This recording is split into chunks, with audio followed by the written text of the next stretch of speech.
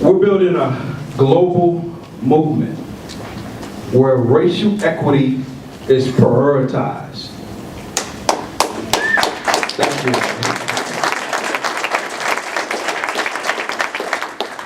And in order for that work to take root and to grow, we need to light a fire. And when we light that fire, we need to fan it. Because we want this movement to grow. We want people to be excited about racial equity, about transportation equity, about the activity of cycling. So we like to say, when a fire starts to burn and it starts to spread, fan it even more.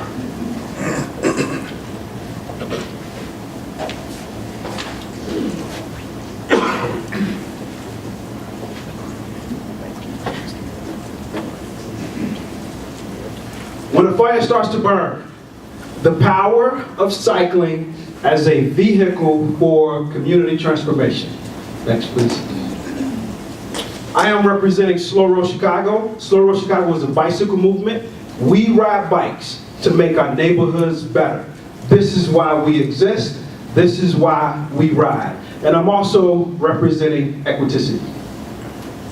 My name is Olatunji Oboi Reed. I am the co-founder of Slow Road Chicago, and I am the President and CEO of Equiticity.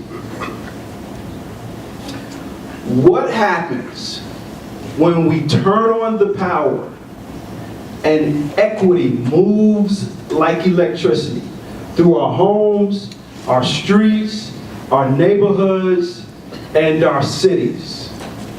Equiticity. Equiticity. Equiticity. Power plus equity is greater than. Power plus equity is greater than racism. Power plus equity is greater than paternalism. Power plus equity is greater than bias. Power plus equity is greater than a number of the socio-economic challenges we face as a society. Equity requires a power source, and that power source rests in our neighborhoods. So, in the words of one of my favorite people, Marlo Stanfield from HBO's The Wire, you want it to be one way, but it's the other way. We are not asking for equality. We are demanding equity. Let's go for a ride to a new city. And this city we call Equiticity. My father, Rumble Tumble, grew up on the hardscrabble streets of Chicago and Gary, Indiana, and Cleveland, Ohio. In his late teens, he joined the Black Power movement. And he gave us a lot of discipline. My mother, she taught us to love and to be healers. My father taught us to fight and to be warriors. And it was both of these influences that to this day inspire the work that I do. I am deeply interested in improving the condition of our communities. And I'm willing to fight to get there. About 10 years ago, I was working in corporate America. I've struggled with depression. I'm 44. I've struggled with depression since high school. And about 10 years ago, I'm working in corporate America, and there's a lot of stresses at the job. It's a high pressure job. There was some family dynamics that were going on that was causing stress. There was a relationship that I was involved in that was stressful, and it was just a whole slew of things that caused a lot of stress in my life, and that triggered a very severe depressive episode. And at that point, I had not even acknowledged that I struggled with depression, because I grew up in Chicago, on the South Side, a young brother in the city, and the idea of talking about mental illness is not even something that I was willing to consider. So I ran from it, I hid from it, I wouldn't acknowledge it. So So 10 years ago, I'm at this place where I'm depressed and I have a great job, I like the job, but I'm not able to really perform. And eventually, I had to go out on a medical leave of absence from my job, and I had to really have a reckoning moment around what am I going to do? Because I've struggled with depression for years without seeking any help because I wouldn't even acknowledge it. And what am I going to do next? Am I going to continue to face these challenges every year or so, or am I going to, give up? And I was very close. I was on the brink of giving up. I was a decision away from not being here right now speaking with you all. And in one of those darkest moments, I realized that I had a bike in the basement. I was not a cyclist. I barely rode the bike. As kids, we have bikes and, we come across bikes, so I just had a bike. But I didn't really ride it a lot, maybe every once in a while, but not often. I certainly wasn't a cyclist. So in one of these dark moments, I'm thinking, I got a bike in the basement. Perhaps I could go for a ride to give me a little bit of respite from the pain that I was experiencing. So I'm on this medical leave of absence. I'm severely depressed. I'm questioning, is it even worth it to continue to go through this pain? And I decided to just, get the bike fixed and go for a ride to see what happens. So on a beautiful summer morning, put the bike in the trunk and I drive to 63rd Street Beach on the south side of Chicago. And yes, Chicago does have some beaches. Take the bike out of the trunk, put the bike on the ground, I take a deep breath, and I start riding. The waves danced. The leaves blowing and the wind sang a song in my ear. The sun going in and out of the clouds played hide and go seek with me. Nature spoke to me that day in a way that it had never done before. As I'm riding, and remember I had been on this medical leave of absence. I was completely isolated for about 2 months. I wouldn't answer the door, wouldn't answer the phone, wouldn't engage with family or friends. And as I'm riding during this ride, I see a sister running, coming my way. And as she's getting closer, I give her a head nod. And she gives me a head nod back. And I'm riding and I see a brother coming my way. I say, "How you doing, brother?" And he responds, "I'm doing good. How are you, brother?" Those small gestures of social interaction were gigantic to me because I had been socially isolated for over 2 months. It meant the world to me. That day, I became a cyclist. That day, I realized there was a role for bikes and the activity of cycling in my own healing. That experience led me to, becoming more and more of a cyclist, eventually getting the strength to finally acknowledge that I struggle with depression, to go and seek medical help, medication, therapy, eventually able to go back to work. And that whole process gave birth to me sort of getting more involved in bicycle organizing and becoming a bicycle advocate.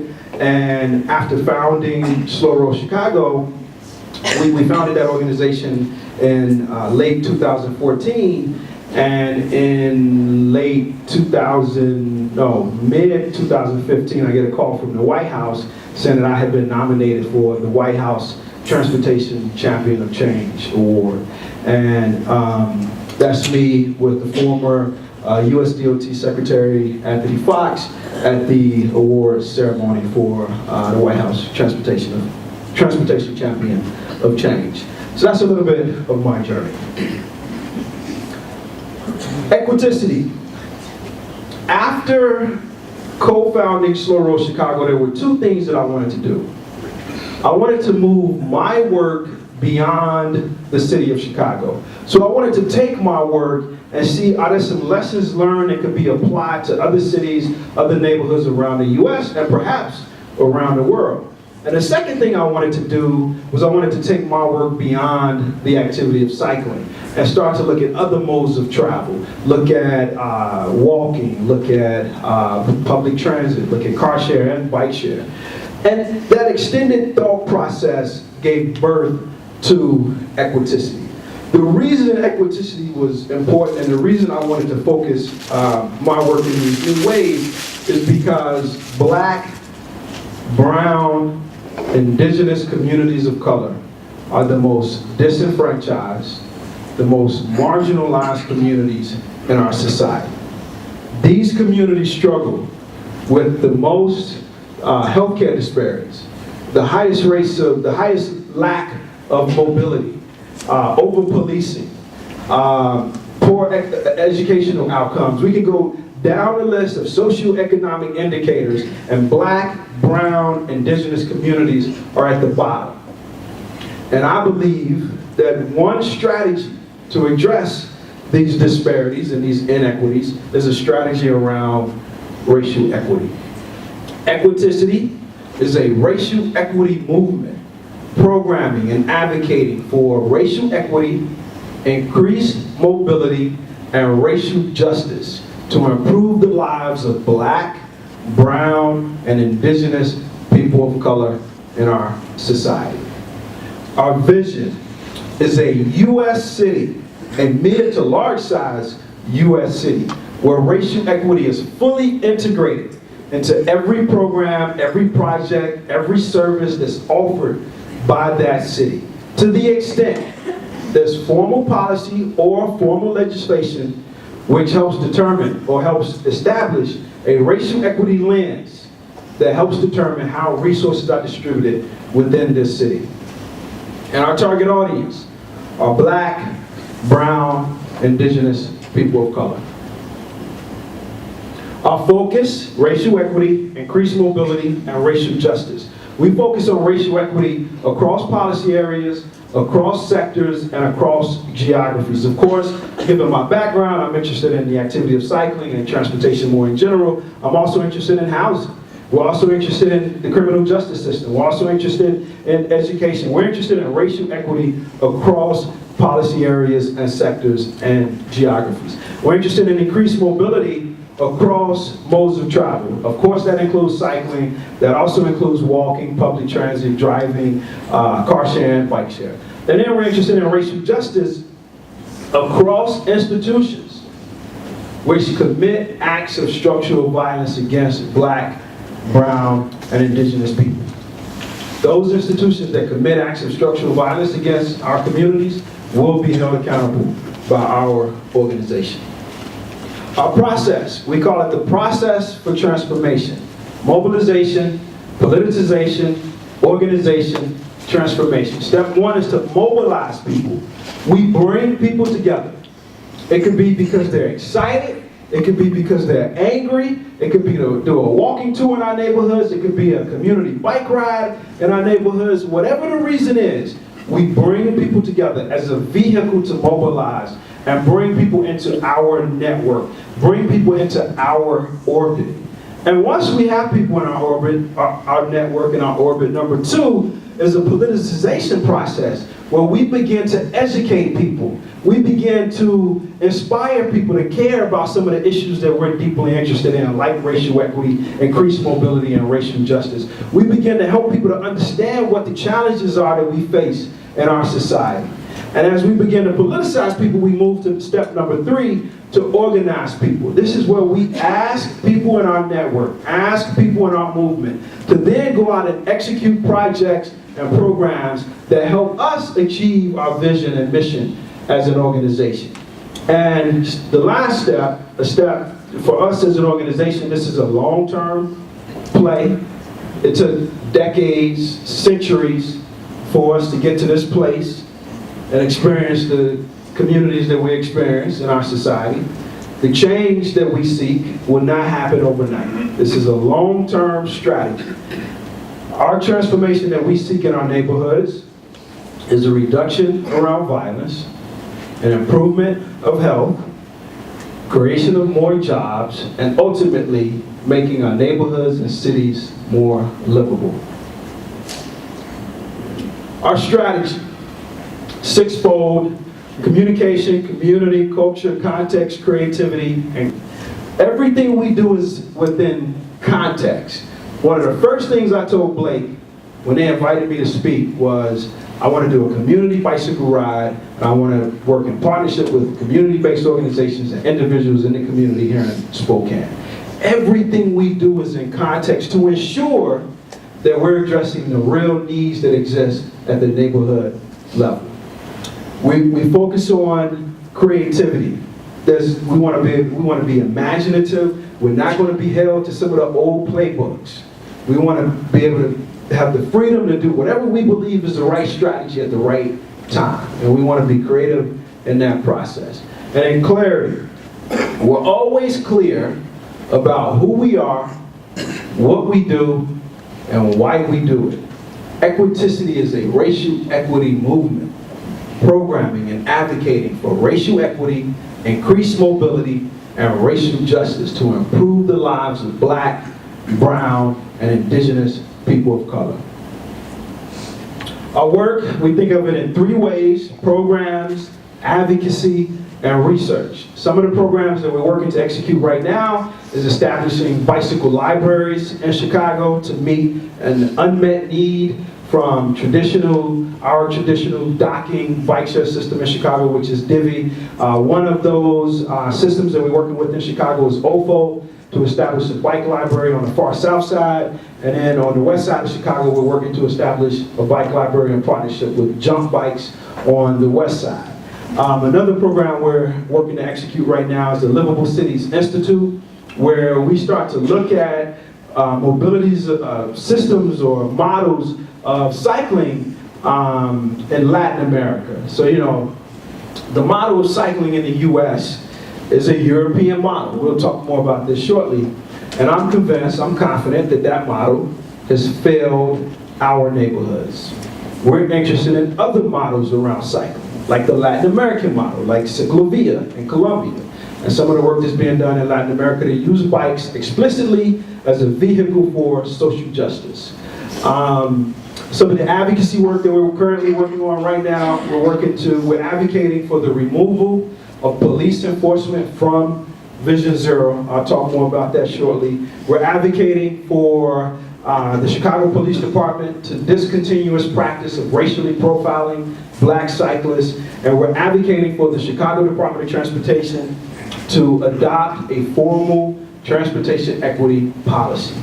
And one of the research projects that we're currently working on right now in partnership with the University of Illinois at Chicago, a professor at that university, a professor at the University of Illinois at Urbana-Champaign, a senior researcher at Rutgers University. This research study is called the Mobility Justice in Chicago Research Study. It's looking at both transportation equity and enforcement equity, and using a structural racism lens to better understand the root causes of inequity in Chicago within the context of transportation and enforcement. So that's one of the research projects we're currently working on. The benefits of mobility. I'm fairly confident I'm talking to the choir here. The more communities ride bikes, the more we'll improve health. Check? Yes. Awesome. The more communities ride bikes, the more jobs we'll create at the neighborhood level. Yes. Check? Yes. Check. Yes. Okay. The more communities ride bikes, the more we'll reduce violence. Check? Yes. Yes. Okay, all right, that's good. For the people not in the room, the research shows community rituals increase social cohesion. A community ritual is any activity that the community is invited to and it happens on a regular basis. It could be a weekly community bicycle ride. It could be a monthly walking tour. It could be an annual marathon or park festival. Community rituals increase social cohesion. This is what the research says. This is not conjecture. This is academically rigorous, peer-reviewed research. When social cohesion goes up in a neighborhood, people trust each other more. People trust each other more, and they begin to feel more comfortable engaging in the space in their neighborhoods. They're more interested in walking and biking because they trust each other more, and they believe should something happen to them, their neighbor will come to their aid. When more people are walking and biking in our neighborhoods, we believe we'll be able to suffocate violence. Because we want a vibrant, energetic neighborhood where people are moving around our neighborhoods, walking and biking and shopping and going to the restaurants and exploring the architecture and the parks and everything that our neighborhoods have to offer. And the perception of violence is one of the barriers that stops our communities from walking and biking in our neighborhoods. And ultimately what we want to create are more livable neighborhoods. Neighborhoods where people engage and appreciate the assets and the beauty that exist in our neighborhoods. And move away from this trend of only sleeping in our neighborhoods. We drive in and we drive out as quickly as possible. We want to create more livable neighborhoods in our cities. Let's talk about equity. One of the first things we need to do is define equity, because there's a lot of people talking reckless about equity. They talk about equity as if they're experts, and they have no clue what equity means. So let's define it. Let's put a stake in the ground.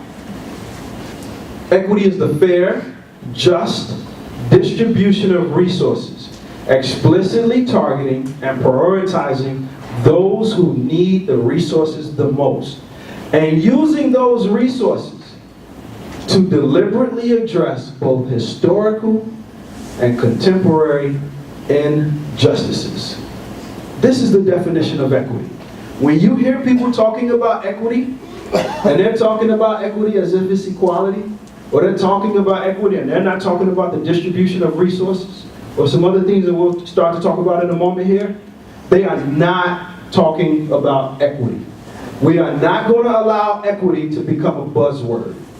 We're not going to allow equity to be co-opted by people who only want to pay lip service to equity.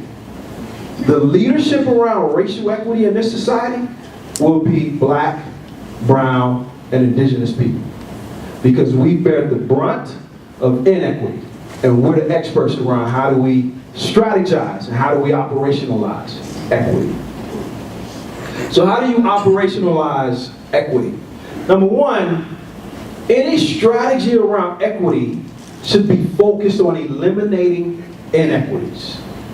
When somebody talks about equity, ask them what are the inequities that you want to address. The inequities we want to address are healthcare disparities, unemployment, poverty, violence, lack of mobility. Those are the inequities that we want to address. When somebody talks about equity, ask them what are the inequities you want to eliminate. Number two, distribution of resources. Those who need the most should receive the most.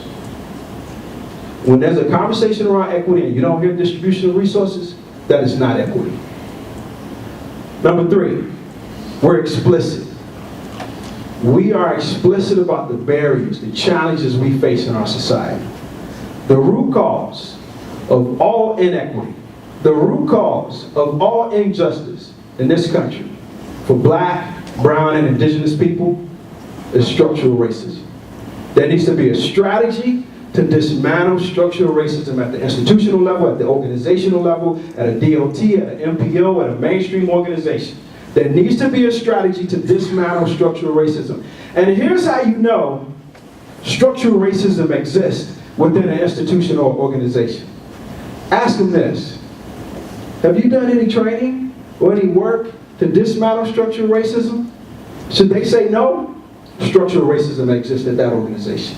Because it's fluid in our society, and the only way you address it, the only way you dismantle it, is some practical, tactical work to get rid of structural racism. Thank you. Mobility is a human right. It's not an option.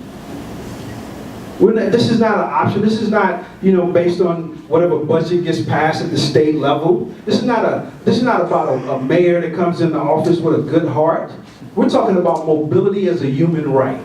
Everybody should be able to walk out of their door and make a choice around what mode of travel they want to take.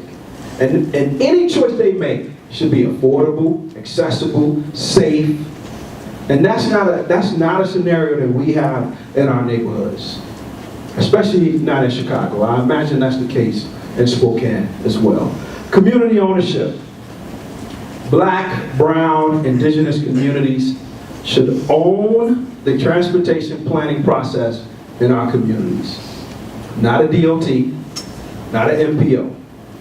We own the transportation process, the planning process in our neighborhoods. We work in partnership with DOTs and MPOs. We sit down together to explore what's feasible, what's reasonable in our neighborhoods. But it's not a paternalistic process. It's not people who work at City Hall telling us what's best in our neighborhoods. We own that planning process.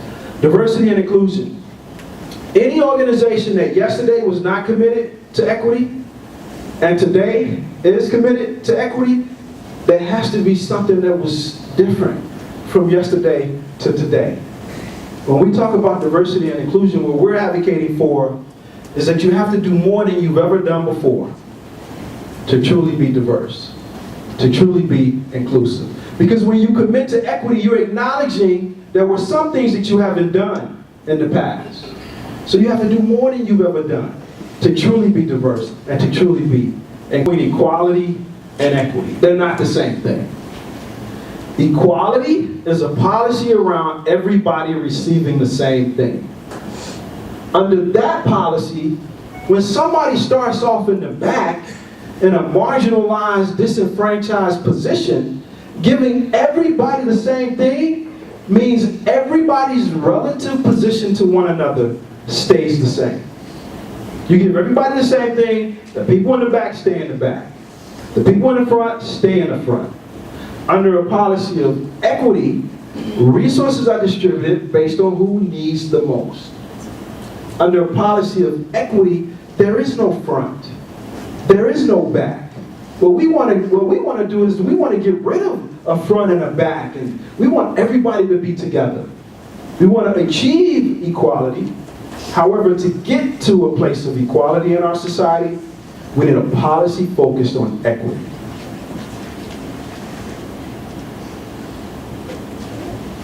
So here's what we know about the transportation sector, about the planning sector in our society. Yes, it's stale, it's pale, and it's male. And that's a problem. That is a problem because those policy areas, those sectors have over years, over decades, have done a lot of harm in our neighborhoods. And how do we, in a very deliberate way, ensure that we address the harms that have been done and we mitigate any harms going forward? And we ensure that we implement projects and programs and policies which benefit our neighborhoods. Well, one of the ways we do it is we ensure some diversity in these professions. We ensure both racial diversity and gender diversity. We ensure some new ways of thinking, not being tied to the old processes, the old policies, the old practices. But we want to create some new energy in those professions. And then we have to begin to be explicit, to call out the barriers and the challenges which we face. Structural racism, implicit racial bias. These are real things, and these barriers are causing challenges in our neighborhoods. They're causing harms in our neighborhoods. The industry that's built around transportation and urban planning is not benefiting our neighborhoods the same way it's benefiting predominantly white, middle to upper income neighborhoods. And we gotta change that. there's a challenge, there's a problem around the concentration of racialized poverty not being in alignment with the concentration of racialized power. So let's take MPOs, for example. MPOs often, at least MPOs that represent, major cities, they have an urban core and they have the surrounding suburbs that are all part of the MPO. The board oftentimes is made up of a few people from the urban core and then multiple people that represents those suburbs. Those suburbs oftentimes are predominantly white, middle to upper income. And the power on that board is concentrated with people from the suburbs who are white, who are representing white, middle to upper income people. However, the vast majority of people in the region that MPO represents are black and brown and low to moderate income and live in the urban core. So the concentration of racialized power is not matching the concentration of racialized poverty. You go into most DOTs, most mayor's offices, most MPOs, the vast majority of people who work there are white. The vast majority of people who work there are male. The vast majority of people who work there are predominantly middle to upper income. And they don't live and work in our neighborhoods. So again, racialized poverty is not matching racialized power. And that needs to change. The European model of cycling is bikes as a form of transportation, targeting commuters. That's the European model of cycling.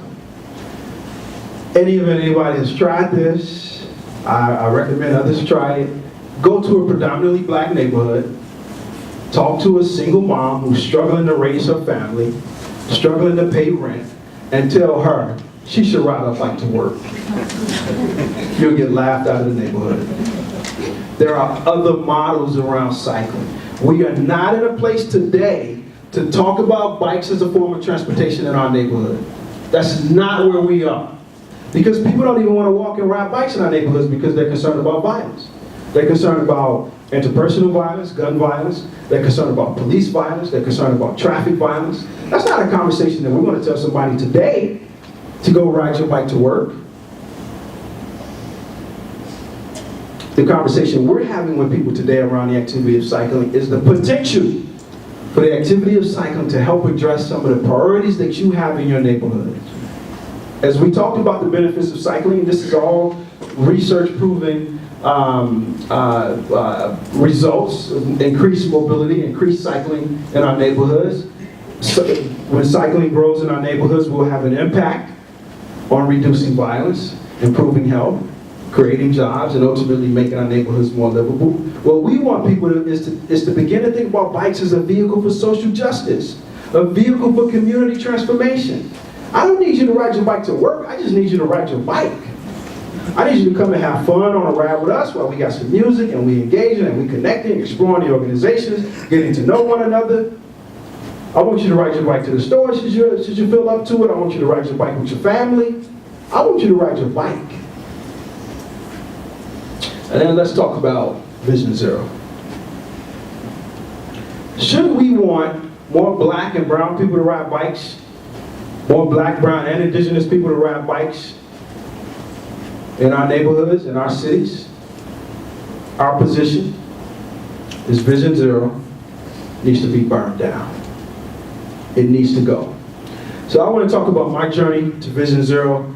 This is Marion Hayes. She was part of our Slow Road Chicago community.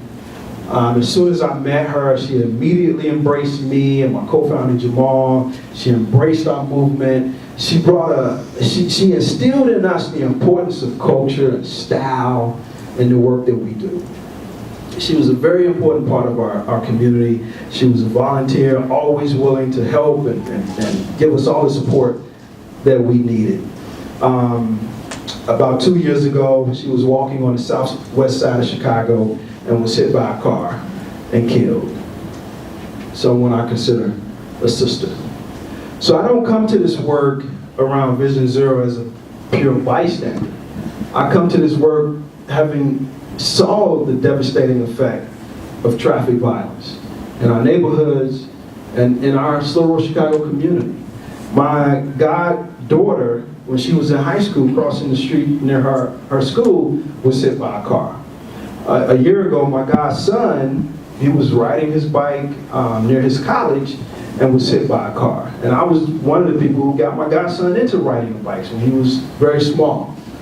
So I know what traffic violence does to our neighborhoods. So last year, about summertime of last year, the mainstream transportation advocacy organization, the Active Transportation Alliance, they announced that they were going to host a Vision Zero Summit in Chicago. And it came out a few months after the city of Chicago released its Vision Zero Action Plan. And I should state that that Vision Zero Action Plan identified some geographies that the city wanted to focus on. Those geographies were high crash corridors and high crash areas. And nearly all of them were predominantly black, brown, low to moderate income. And that City of Chicago Vision Zero Action Plan also identified some strategies to reduce traffic violence. And the lead strategy from the City of Chicago's Vision Zero Action Plan was enforcement. So the Active Transportation Alliance, mainstream transportation organization in our city, announces that they're going to host a Vision Zero Summit. I get the email and I immediately notice something is wrong with this invitation. Because they're charging $50 to get in. The summit is downtown. It's on a weekday from 8 to 12. And it's obvious to me that they didn't engage with any black and brown people or stakeholders or community-based organizations to develop that summit.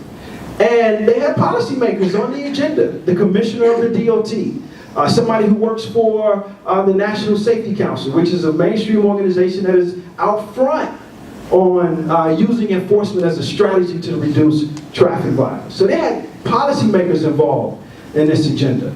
And one of the agenda items was police enforcement. They were prepared to talk about police enforcement as a part of the Vision Zero Summit. And Vision Zero is focusing on our neighborhoods. And they didn't engage any black and brown, indigenous, low to moderate income people in the planning and the development of this summit. Immediately we said no. We said no. Not today. You're not going to disrespect our neighborhoods anymore. You think you're going to host a summit about Vision Zero in our neighborhoods and not engage us? No. We call for the Active Transportation Alliance to cancel their summit. There's nothing to talk about. There's nothing to negotiate about. Cancel it. Go back to the drawing board, start over, connect with community-based organizations, neighborhood stakeholders, and together explore how to create a summit that addresses the needs and prioritizes the voices at the neighborhood level. There was a lot of back and forth. We refused to talk with Active Trans directly because there was nothing to talk about. We went public. We went to social media, to the press.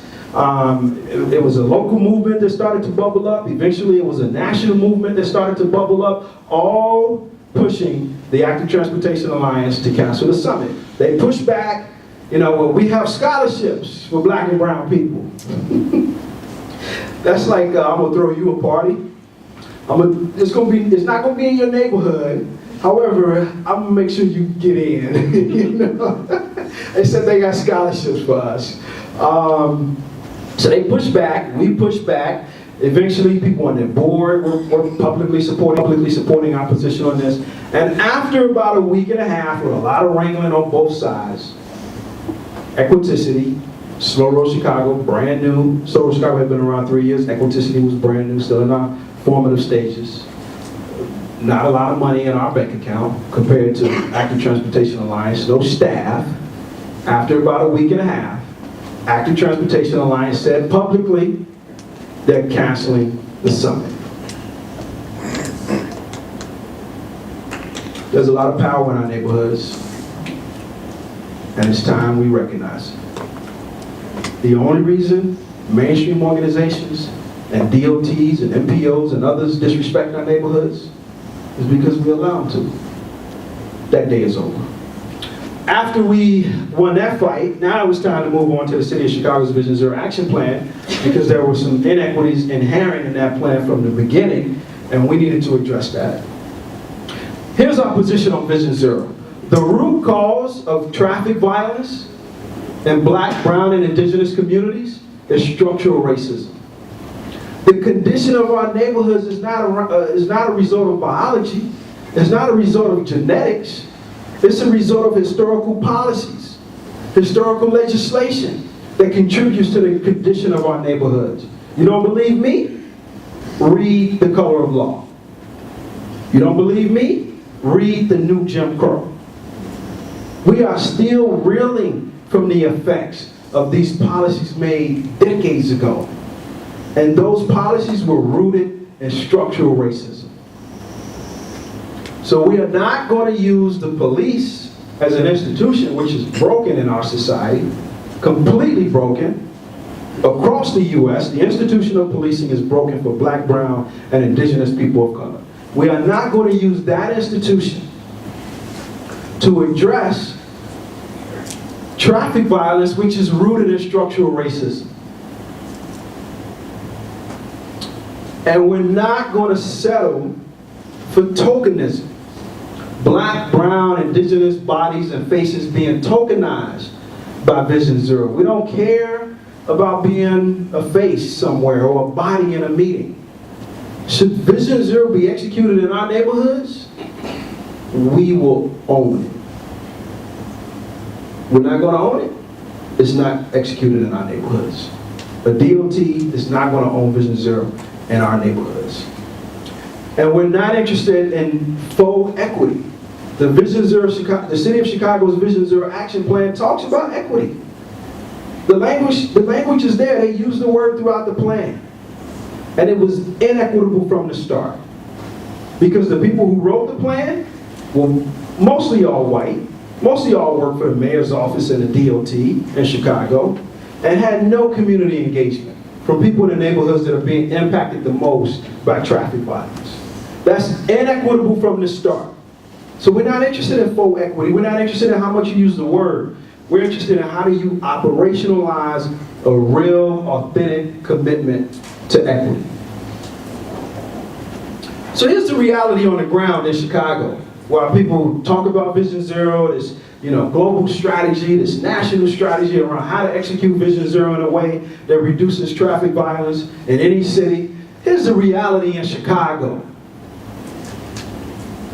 The City of Chicago Mayor Rahm Emanuel and the Superintendent of the Chicago Police Department both said publicly on video there's racism at the Chicago Police Department. This is what they said out of their mouths, that this institution has racism embedded within that entity. Now this is not something that's new to us. We've known that for decades. But they said it publicly, which means now we can hold them to account because they said those words publicly. We saw it with our own eyes, unjust murder at the hands of the Chicago Police Department. Laquan McDonald was murdered by a Chicago Police Department officer. And a racist, corrupt criminal justice system and political apparatus covered it up for over a year until the video was released and finally there were steps towards justice. Should the video had not been released today, that officer still may not be facing charges. Corruption is entrenched at the Chicago Police Department. The only reason the Chicago Police Department is not under a U.S. court-enforced federal consent decree today is because they weren't able to get it done before the new administration came in. There's rampant civil rights abuses at that institution. There's rampant corruption at that institution. And recently, 15 convictions were thrown out. Most were handled by a single officer, and one person who was convicted did 4 years in jail.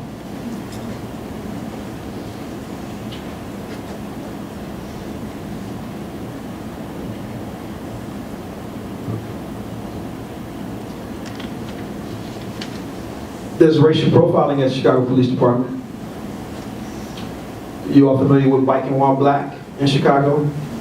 Last March, the Chicago Tribune did an exhaustive report looking at the data around bike citations from the Chicago Police Department.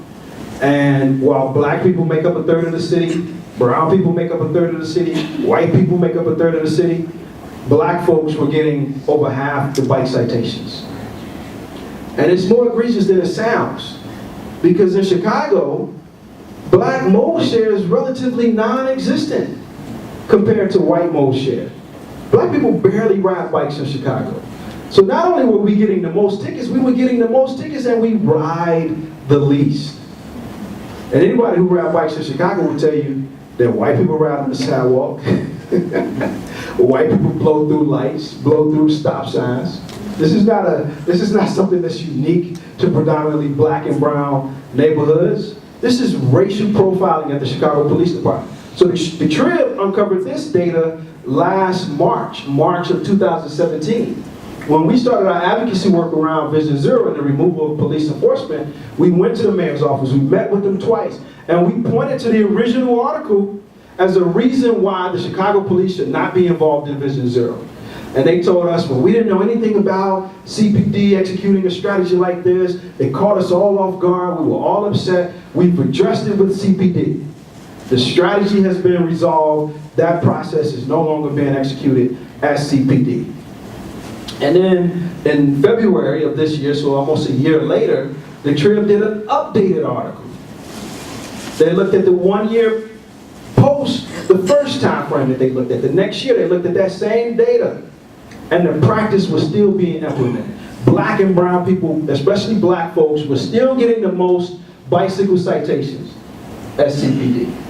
So that racial profiling was still going on. So what I want you all to think about, I'm not sure, is Vision Zero being executed in Spokane as of right now? We have statewide. Statewide. Target zero. That's not the It's same different. thing. It's a little That's different. not. Okay. Should anybody want to talk about bringing Vision Zero to this city or any city in Washington? Think about the impact that Vision Zero with the police enforcement strategy will have on black and brown, low to moderate income neighborhoods. And think about, is this the best strategy to reduce violence in these neighborhoods? Anybody who spends time in our neighborhoods will tell you the number one type of violence that we're concerned about is interpersonal, gun violence. The second most important violence that we're concerned about is police violence. And then the third, the last type of violence we're concerned about is traffic violence.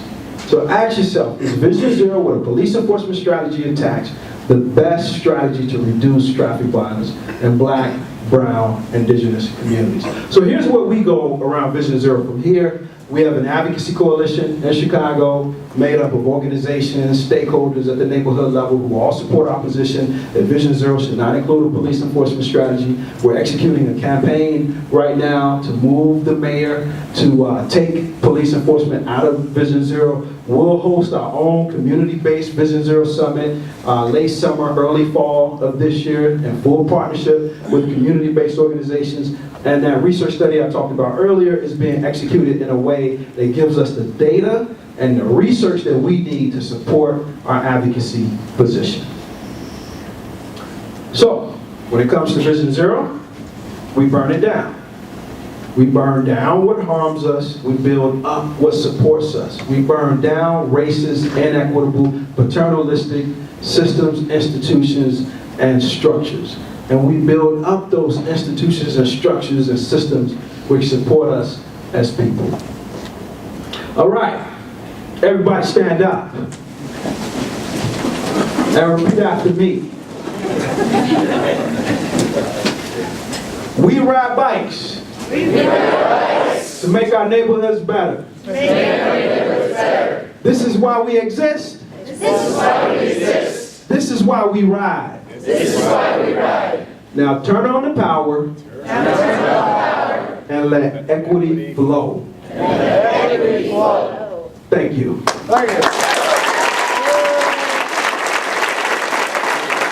So, given that most of us in this room are white, and most I didn't notice. and given that that most of us work in transportation as a planner, like what can we do to be in our role professionally and still serve your community or people who look like you and have different skin colors than us, but still do our job? I think really think critically about everything that I've talked about. How do you create a transportation planning process that's owned at the neighborhood level? How do you increase diversity and inclusion within your institutions? How do you give up power? How do you give up a seat at the table so that Black, brown, indigenous people have a voice and a seat at that table? There was a slide that talks about operationalizing a commitment to equity, looking at how resources are distributed. So do the math. Do the math. Look at where are you spending money on transportation projects in your city. And is the vast majority going to predominantly white, middle or upper income neighborhoods? In the event that's true, then change that. Is the vast majority of your staff white? Well, how do you grow diversity within the institution? Bring in some consultants around to train you all in dismantling structural racism. Bring in consultants to provide some implicit racial bias training. Because one of the things you got to understand here, nothing that I talked about is like trying to blame folks. We are not concerned about intent. We're concerned about impact. And there are decades that have allowed these ways of thinking to just become normal. And everybody in this room has implicit racial bias, including me.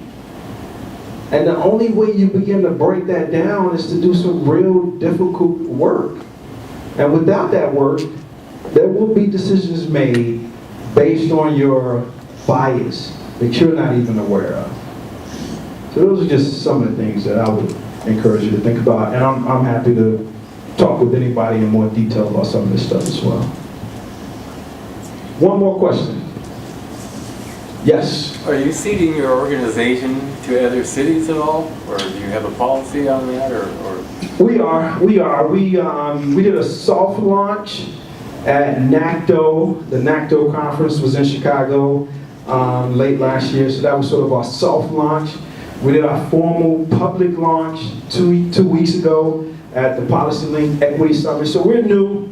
We're still in our formative stages. I'm born and raised in Chicago. Our organization is headquartered there. So a lot of our work is focused on Chicago right now. However, we're deeply interested in other cities.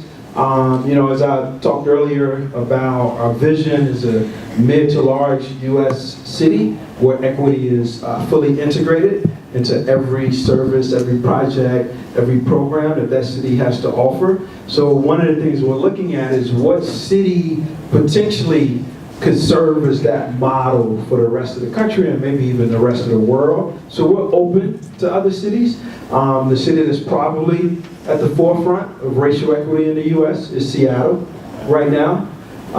So that's the city we're interested in. We see a lot of promise coming out of the city of Oakland. We think in the short term, they've done a lot around racial equity within the Oakland Department of Transportation, and it's a very progressive city. And we see a lot of promise in the short term of where they go with Vision Zero. We see a lot of potential that they'll get Vision Zero right and probably be the first city in our, based on what we know about in our position about Vision Zero to really get it executed in a correct way. And then we're interested in DC. We had a lot of relationships both at DDOT, the DC Department of Transportation, and with community-based organizations on the ground in DC. So those are just 3 cities that we're interested in. However, we're open to any city that may emerge that we could support to become that model around operationalizing an authentic commitment to racial equity.